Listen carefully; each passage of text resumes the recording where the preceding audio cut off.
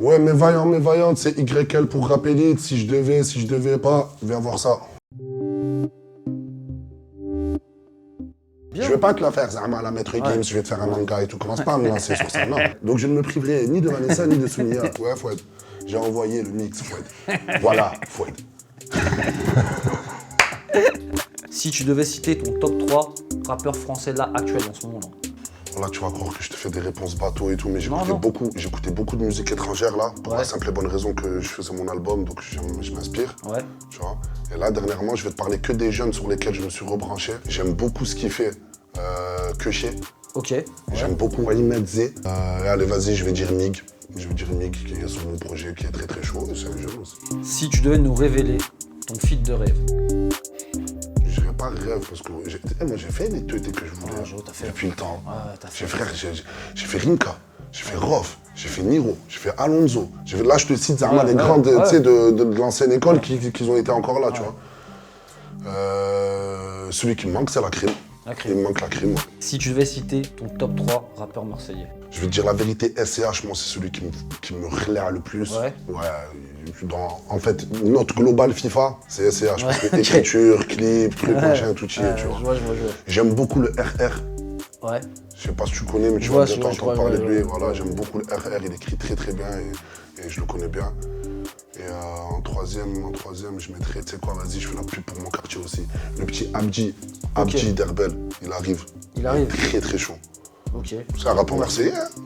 Ah, c'est un rapport marseillais, y a pas de souci, j'accepte. Si tu devais nous dire pourquoi tu donnes ta confiance vite. Parce que je suis un con. Ah,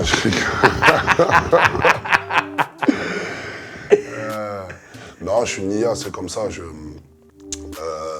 Un jour, mon grand frère, il m'a dit, faut pas combattre sa nature. Ah, c'est une belle phrase. T'as compris ou pas? C'est un truc, c'est comme ça, tu peux pas le truc. Maintenant, je le sais. Donc, comme je sais que je donne ma confiance vite, ben, j'essaie de me méfier un peu plus, tu vois. Mais ouais, je suis Nia, c'est comme ça, je fonctionne comme ça. J'aime bien l'humain. Et c'est soit on s'aime pas, soit on s'aime bien. Si on s'aime bien, on s'aime à fond, tu vois. C'est vrai, c'est beau. Si tu pourrais revenir en arrière, qu'est-ce que tu emporterais avec toi? L'expérience. L'expérience? Ouais, l'expérience, mais bien précis sur les relations. Ok. Voilà. Sur l'humain? Ouais, la mémoire. Donne-moi un truc où genre je peux revenir dans le passé et je garde la mémoire, truc comme ça, paf. Ah ouais, et les chiffres du loto aussi, au cas où ça peut servir. Si tu devais te rappeler d'une tempête que le grand frère a mis à la C4. C'est quoi? C'est quoi? Là, elle est très très lourde celle-là. Vas-y. Je m'en rappelle et même lui, il va fumer de la tête parce qu'à chaque fois que je lui rappelle des trucs comme ça, il me dit mais t'as trop de mémoire, c'est un truc de fou. Et j'étais très très petit, on n'avait même pas déménagé à Marseille. Ouais. On était encore à Metz. Je sais même pas qu'est-ce que c'était comme voiture de Schmitt parce que je me rappelle pas. Je me rappelle de la poursuite en elle-même. C'était en booster, frère, en Spirit, les premiers Spirit, tu vois, elle avait même pas de plaque. Ah ouais. Et voilà, on a fait poursuite, tac, au quartier en 2-2, hop, 2-3 tunnels, 2-3 trucs et tout. Je m'en rappelle, je crois que lui, je crois qu'il s'en rappelle pas et moi je m'en rappelle, voilà. C'est marrant parce que même quand je te pose la question, tu vois que tu te rappelles de trucs que tu ne peux pas dire, mais tu t'en rappelles. Non, tranquille, mais tu connais après, Zama, on est mainstream, t'as vu. On est mainstream. Si tu devais définir MIG en 3 mots. Jeune, performant et atypique. Mais atypique dans quel sens? Parce que moi, en fait, le truc, t'as vu de la nouvelle drill là, il y a eu déjà une première vague de drill, puis on a la deuxième drill là, Jersey, truc machin. Moi, Mick, c'est lui qui me fait rentrer dans ça. J'ai bien aimé sa manière nonchalante, sa nonchalance dans comment il pose, tu vois. J'ai 02, j'ai né 2. On dirait qu'il chuchote et il rappe en même temps, tu vois. Donc ouais, vas-y, jeune, performant et nonchalant, je dirais. Si tu devais déclarer une chose à ta mère là maintenant, tu lui dirais quoi? Je t'aime, maman. Désolé de pas avoir été capable de le dire avant. Je t'aime trop sur le Coran, t'es la meilleure, t'es la seule, waouh. Si tu devais nous dire si finalement tu es plus Vanessa ou Souleya. Les deux présentent certains avantages non négligeables. D'ailleurs, tu sais quoi? Je me permets de contourner la question, je vais te dire que je prends les deux parce que moi j'ai pas dit où. Ouais. Comment on appelle ça là? Attends, tu vas m'aider, toi t'es encore à l'école là.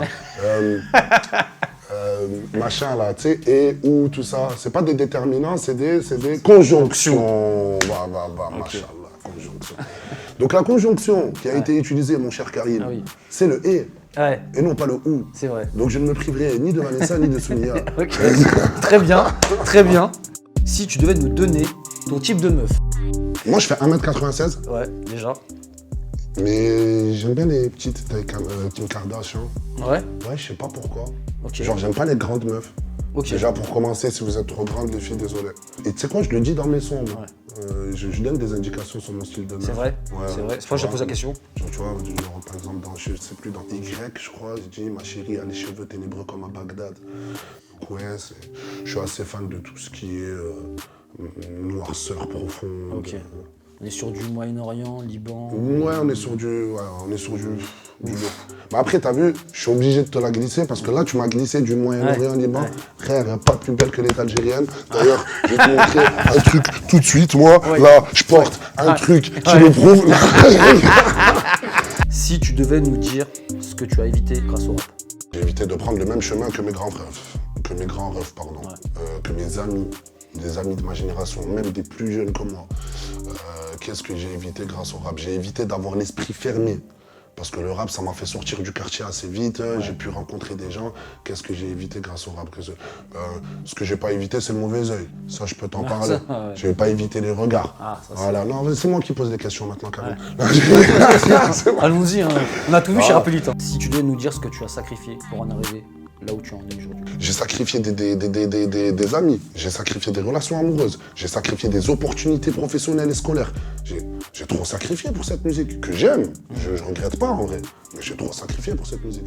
En vrai, pour moi, c'est vraiment ce que tu es prêt à sacrifier qui va déterminer où tu vas en être dans ta carrière ou truc. Si t'es Nino, si t'es prêt à gagner, c'est que t'es prêt à perdre, non? Bien sûr. Voilà. Exactement. Si tu devais laisser un message face caméra à Koffs. Oh, commence à me répondre rapidement là pour le mix et le master, frérot, parce que là, ouais, dans ce moment, c'est une galère mesquine. Il fait beaucoup de tournages, il fait beaucoup de trucs. Et d'ailleurs, si tu veux une petite anecdote, il était pas d'accord sur le mix, mais vu qu'il m'a pas répondu à l'heure, bah, j'ai envoyé le mix. Ouais, Fouad. J'ai envoyé le mix, Fouad. Voilà, Fouad. Si tu devais nous confier sur quoi tu investis en ce moment. J'ai investi sur moi-même, frérot, en ce moment. Sur ma spiritualité. Ok. Je te dis la vérité. Ouais. J'essaie de trouver un cadre et une hygiène de vie que j'ai pas eu jusqu'à là. Ouais. Parce que j'étais jeune, il fallait bien que jeunesse se fasse. Ouais. Et là, j'essaie pour pouvoir continuer à faire du rap, parce que je compte pas arrêter. Mais tu sais, je vais te donner un exemple concret, tu vas vite me suivre. T'as vu les sessions jusqu'à 6h du matin? Ouais. J'arrive plus, frère. C'est long. C'est pas c'est long. C'est le lendemain, je dors toute la journée. Ah ouais, T'as capté ou pas? Frère, on a abusé, nous. Pendant 10 piges, on taf à gauche, à droite, tu prends le train à l'œil, monte à Paris, va chercher des prods. Là, j'arrive plus, maman. Là, j'essaye de trouver un cadre, hygiène de vie. Et ouais, ça passe par un peu de spiritualité parce que ça m'aide à me réglementer. Ok. Et sinon, non, frérot, je suis toujours que dans la musique pour l'instant. Si tu veux nous dire l'achat le plus élevé que tu as fait grâce à l'argent de la musique. Pourquoi m'en cacher, alhamdoulilah, j'ai acheté une maison à ma maman. Magnifique. Machallah, l'homme barik. Merci Voilà, beaucoup. j'ai juste à dire ça. Parfait. J'ai pas claqué plus cher encore. C'est dans mes projets, t'inquiète. Que Dieu te donne. Mais Si tu devais définir Sadek en 3 mots. intelligent, cultivé, capable de se faire une promo tout seul. Bravo. Si tu devais nous parler d'une passion peu commune. À part le rap, j'aime beaucoup les mangas, tout ce qui touche au manga. Mais même la culture du manga, tout ça et tout, genre j'aimerais bien me barrer au Japon un jour quand je trouve le temps, Inch'Allah. J'aime tellement ça que j'ai même un petit coup de crayon. Ah ouais, tu dessines tout ça? Ouais, je sais un peu dessiner. Ah, bien. Je vais pas te la faire, Zama, à la Maître Games, je vais te faire un manga et tout. Commence pas à me lancer sur ça, non. Mais je sais bien dessiner. Si tu devais nous parler d'une situation étrange dans laquelle tu t'es retrouvé. Un jour, je me suis endormi dans le train en allant à Toulon.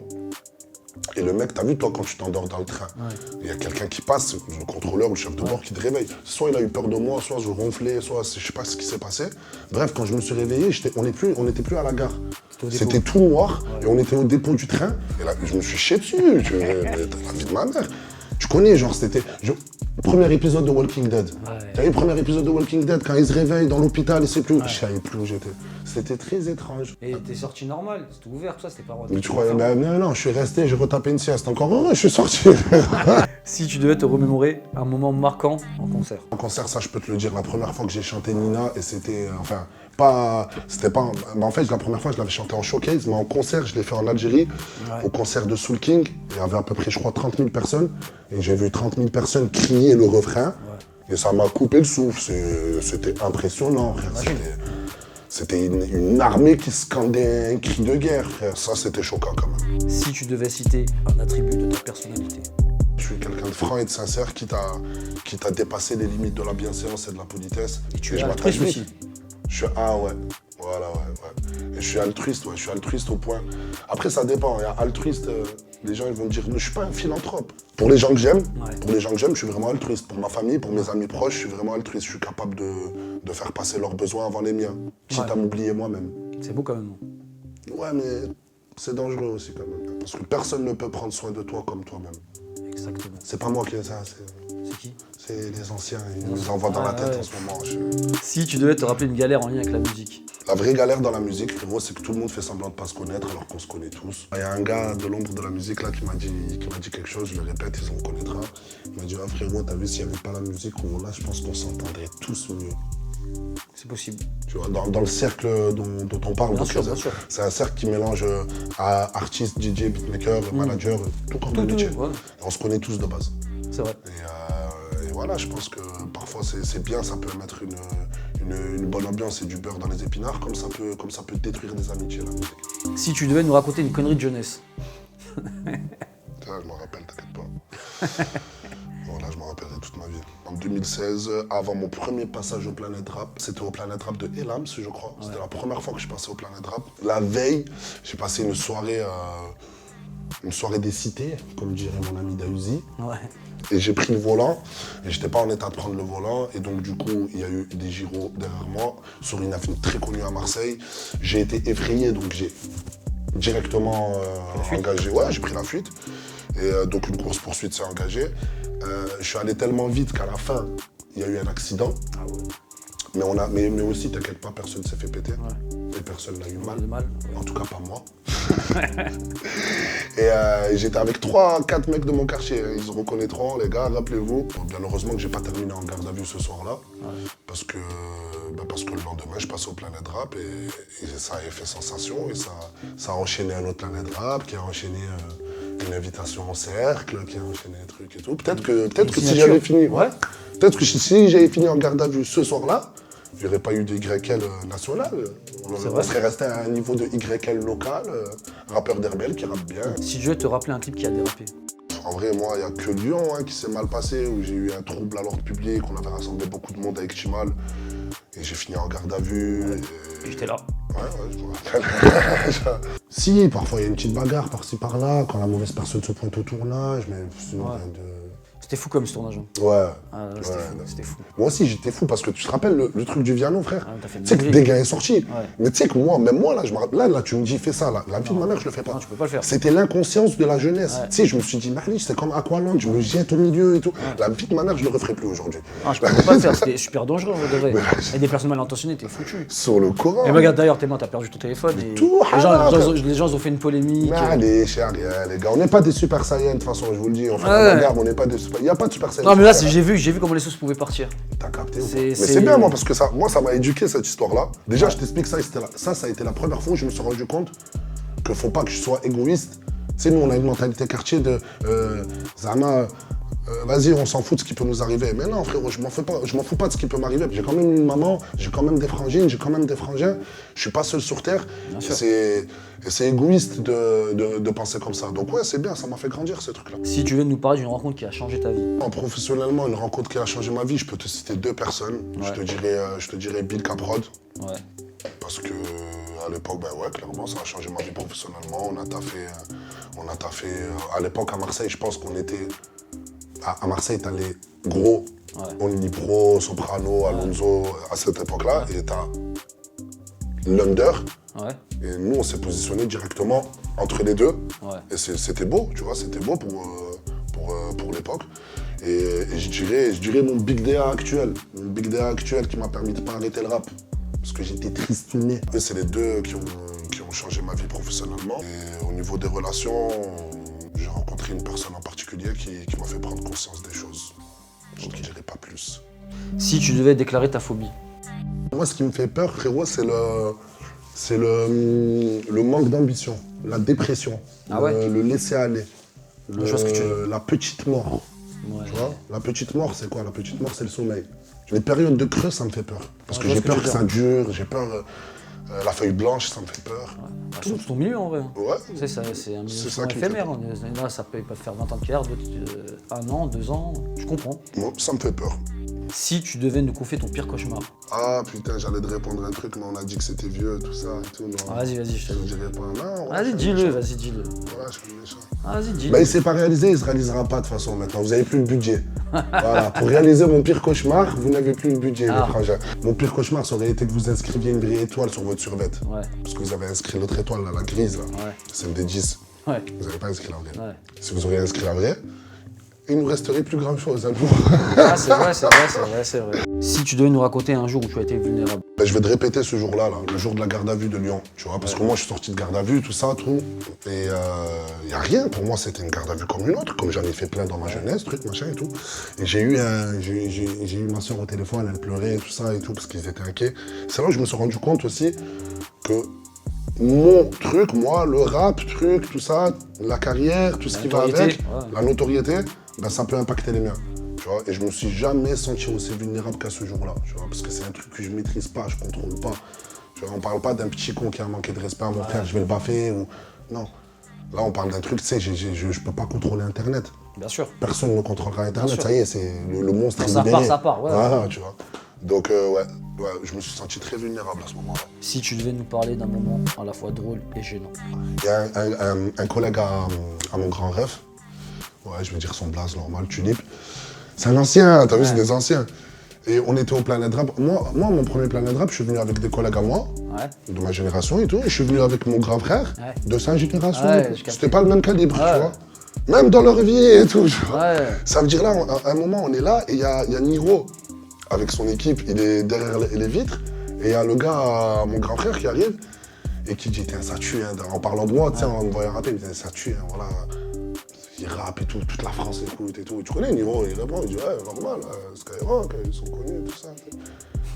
Et là, il y a mon gars Tulip qui lui dit, t'aimerais pas ça, toi? Parce qu'il ne savait même pas, t'aimerais pas ça, toi, tu fais du rap et tout, t'imagines, frère? L'autre, il dit, ah, moi, je suis Niro, je fais rien à faire.